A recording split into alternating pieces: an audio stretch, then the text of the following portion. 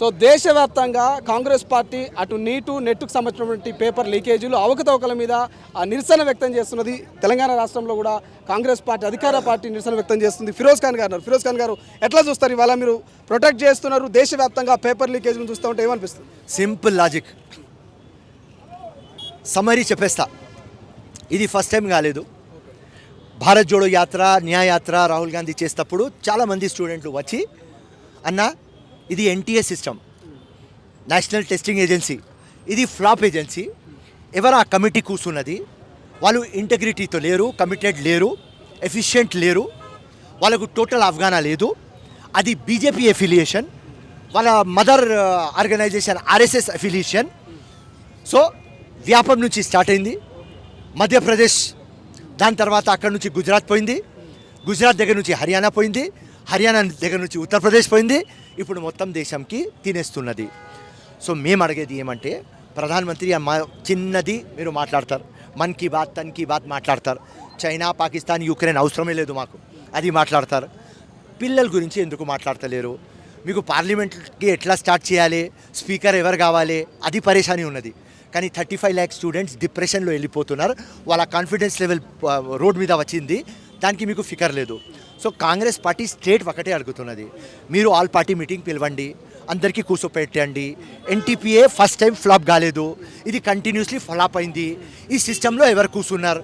వాళ్ళు ఇంటెగ్రిటీతో లేరు, ఎఫిషియెంట్ లేరు, వాళ్ళకు పక్క పెట్టు, ఇమాన్దార్ వాళ్ళకు అకాడమిక్ ప్రొఫెషనల్స్కి వేద్దాం. ఏ పార్టీకి మీరు చూడకండి, ఎవరికి దీని మీద అవగాహన ఉన్నది, ఎవరికి చిత్తశుద్ధి ఉన్నది, ఎవరికి ఇంటెగ్రిటీ ఉన్నది, ఎవరు ఇమాన్దార్ ఉన్నారు, వాళ్ళకు పెట్టి ఈ సిస్టమ్కి క్లీన్ చేద్దాం. ఎందుకంటే ఇది ఇండియాకి, ఇది ఒక పార్టీకి కాదు.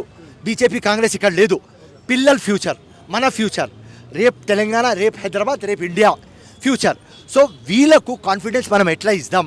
ప్రధానమంత్రి మాట్లాడాలి, మారల్ రైట్ తీసుకొని, ధర్మేందర్ ప్రధాన్ ఇది ఫస్ట్ టైం కాలేదు, ఇది కంటిన్యూస్ అవుతుంది, సిస్టమ్ మీద మేము ఫెయిల్ అయినాం అని మారల్ రెస్పాన్సిబిలిటీ ఆయన తీసుకోవాలి, పక్క జరిగిపోవాలి.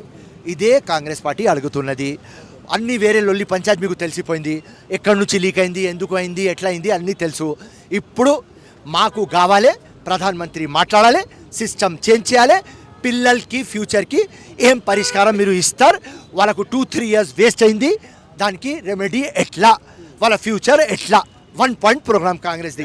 తెలంగాణలో కూడా బీజేపీ పార్టీకి సంబంధించినటువంటి 2 మంత్రులు ఉన్నారు, మొన్న కేంద్ర మంత్రులు నియమితులయ్యారు. ఇటు బీజేపీ నాయకులు కూడా స్పందించినటువంటి పరిస్థితి దీని మీద. సో రాష్ట్రంలో ఉన్నటువంటి బీజేపీ నాయకులను ఏమైనా డిమాండ్ చేస్తారా మీరు? ఏమంటారు? నరేంద్ర మోదీనే మాట్లాడతలేడు, బండి సంజయ్ మాట్లాడతారు, కిషన్ రెడ్డి మాట్లాడతారు, ఎవరు మాట్లాడాలి?